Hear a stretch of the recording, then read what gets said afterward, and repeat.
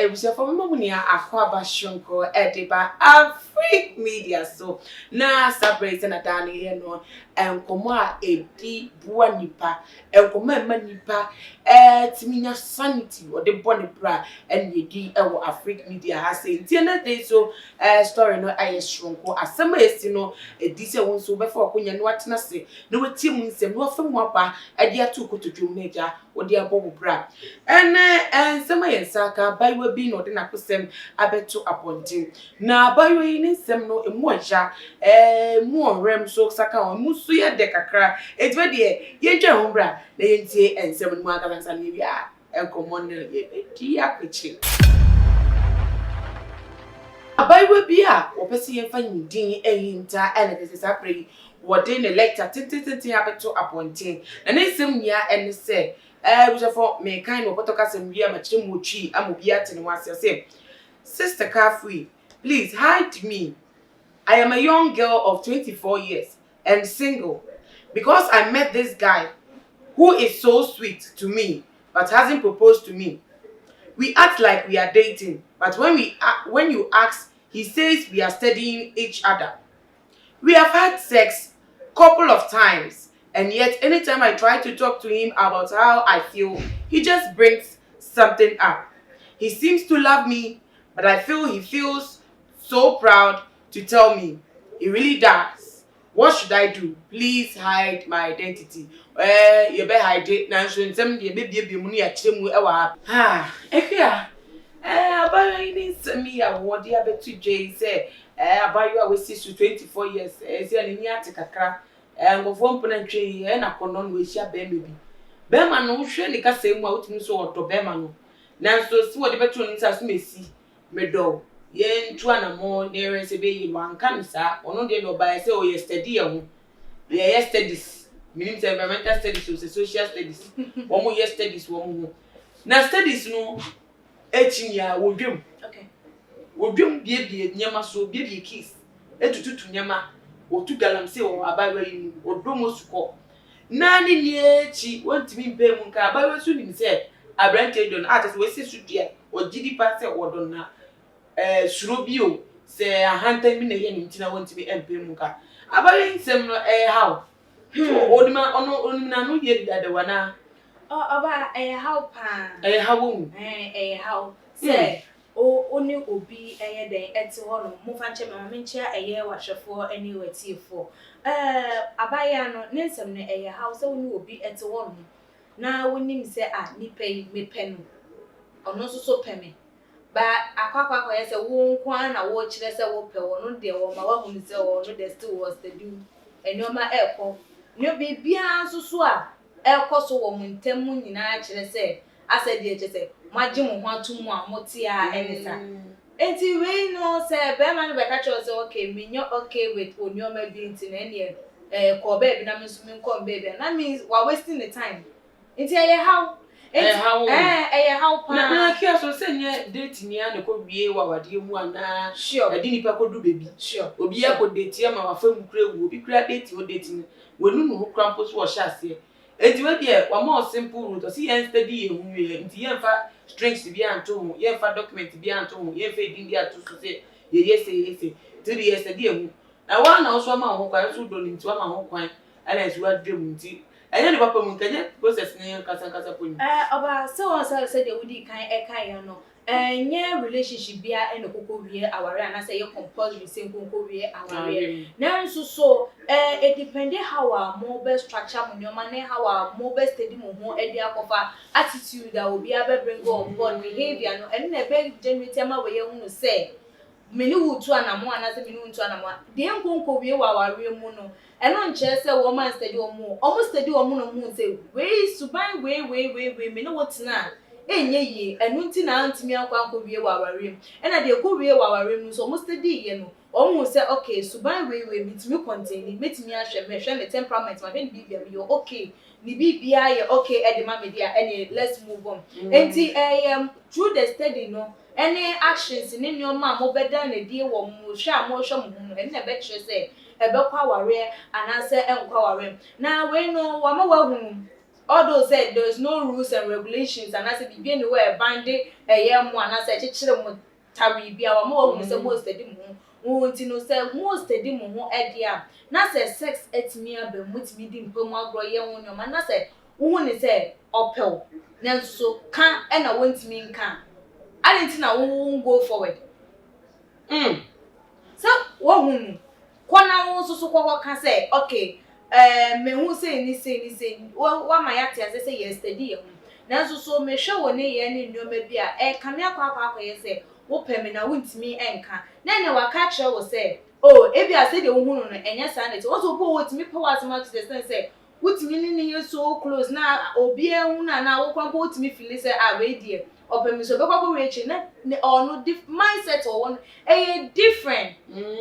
obitimi ni obitimi ya ayonkofo bra obitimi ka say we die boy de ni nyoma wo ye nyina cho so opemi ana say ya na obey de o ye nyina cho so opemi be be no afọ se ni nua bi because onyoma bi a wo ye ma ne kai ni nua bi ana say ne maame ana say ni bibi ye den the same to hu a opewasem all the time person wonya dem won around them man nti ade bi obey am wani agibia no wo ye that doesn't mean say the person love you we empemu agro be mu enwemu wo mu na wana say na mafo dia o ma kind of best friends with benefits BBF ai enti won oh my bestie oh dia o yama na enu nti no hu ne say nti no obi wo boyfriend o si me wo bestie. So what you say? Obi won so won dey but say I have a bestie. Me wo bestie me no ene oni mi bibia den onim ehon. Utimi ka say we dey me trust no oni mi bibia mu. Enti like no ne de no sa e na akwakwa enti push forward busa na hunu na wo hu ne say sa na wo ye den ote wo po baby no or chira wo desk care and everything baby na ni mu no ontimi confirm me ye wo no animu hu say dey wo feeling love and say your last pama brother say aba ene na ye tete one maybe ye di agro na ye ya na che say Patrick Tom so obi akona aba no obi entimi ahye no so na aba mti no ne sande ontimi generate nka say the fact so ni ma have sex na sanka ahye wo fon ko beka say be ma ne na da kwa de wodo no ana so ne be ma na confirm nkwa de wo ye den be ma na edo no eti no nkwa de ontimi ngina so fa nka say ye de o ma ye ni ntim na che say guy no epen yen sha bayo yi onjo ogidi say abrante ne pe no na maybe or say too proud to say it okay na nyama wo keka o say odi hu say abrante pe na dey wa catch us was steady e de to so mienu se ba ne say wo po wo hu say koma oni ni bedi na ya akobo afa o feelings a be ka che no kra no abrashi wo off okay e bi mu so no won kai enu kapo ne kese nke ndi kai won kai on si ni pi kan che o say no obi ka so steady wa sister ene obi ka so steady obi a obi ti steady ekia obi ti steady ama steady ya steady if you say near steady so steady be fa steady mpodi ano de nkan pama gron kan say yes steady enti na say obey ene do you should be nye onu an order no say be o she no or comfortably into 1000 nye ne bre no always in the time because everything has been made clear man who say guy no onye ready for you because why are ready for you at least so there was steady who crampon and as most steady crampon now they find car in the first place no so be proposing na dia che o we be mama manage who say ni say bye say afi na ye hu ye nhwe ye nsua ye hu wa eno ne sa no ma wati ase say opel say ni say basi say no most steady mu ho ahwe say mo betimi aklekia ba we die won kan cho so opo wasi mu steady mu nti wo steady ukeke nti say o best steady we wie no obe bro result so best steady we wie no bro results no eno no who ni any audacity so bebusan because on can cho so opo so waka cho so opo wo dia e na wo bebusan dey say oh ebia for these 2 months ni any o hweme a ebia etisen e de like uhu me sen na ebia wa cho so oh ebia me hu say na say de uhu me enkan na ma wo de do me sa odo na e wo ho na watimi ehunu say oh jina so ka say oh ampa say from this time to this time no any say the message wa fa na say odo na me hu wo first me nya dem on say increase and a decrease no one will say who put effort and say we be but we dey encourage us here and yes yesterday enti woni right who e kwan ya obefo so kwampo na obetimi aye den akwakobusa na asem and as wo ni di nkomo na edrum pepe so wo pese wo express wo feelings ifama no na e brush over that means he's not ready onye ready oyin he's just wasting your time no kwampo jina wa ma wo wasa wo kwampo no wo free mu but who is so okay fine because as a ma ebinum was such a yibisel on me adane nko ade ene ye den ya have to menene ntina nyesa meni we da na meni we kwakoda na ye be ka say no just aha ene obey just na ayu a just obi edidi mu eyeden ebi enti ohun is okay fine ebia ye continue with sex ne de kan ye on dakuru bi obetimi ayeden akase ebia opeme but nka after all this wetimi no have sex wetimi no ye bibia wie no kwabo no at least oyo obi a wo senka ontie wo no hu se oh ebia nyoma e se de yi koi ye me se ase me de menya atinka bi e de ama na nka wo so wetimi ayeden aka ne de ba so no he's just in for something keke onye na dey so o person o ne lady no and share the feelings or look to say kwa feelings ni kwa woni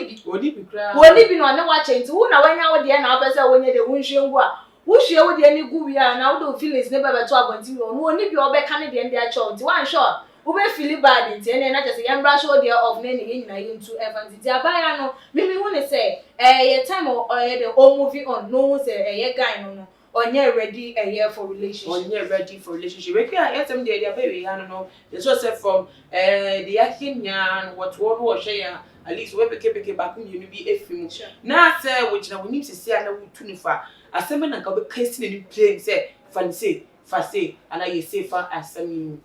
na ma afutu di obetimi atu ne mom wo gina nipa ne so say wo be ye de wo be fa wo futu na say wo be fa na say wo mfa etimi de metimi aka enesem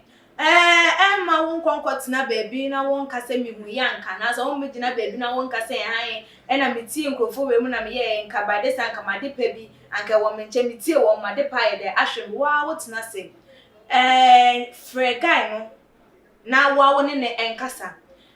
or try so or brush off kwara na o dey try and make a point na tie hwe ne facial expression how o be reacting no won kono be ho na wa wo dey decide who say is this guy ready or he's just wasting my time because me ko ka cho say jano na o jano ko hu oba afofo na within 2 weeks or ware na be ka say na mti abaye yi na che say made paaye den ahwe me na me ko ka set na ho na atena ho 10 years na wo wie na no so ko ware oba afofo ka say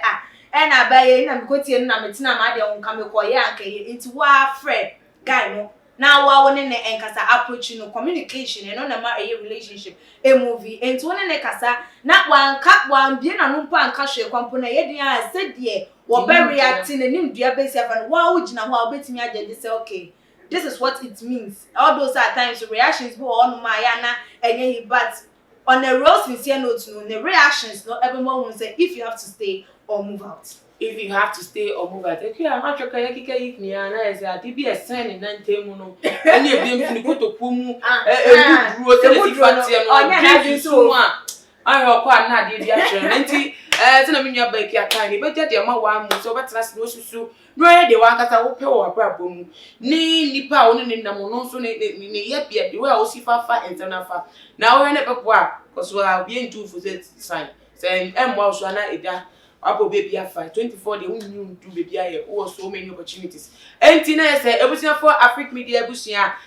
ene dey nkomodie no ebesim ye shop possible wetin mu ntempa wodwentre and futu bi opese wo fa mani abaye obetimi e dey at comment section wo e dey aboa jumedie no na ebiem so omoden a subscribe say na ne dedicate a wo hwe e channel ya me din na ama obusa ye DAC ye besa ye dey share mu bi makrom ya bye bye.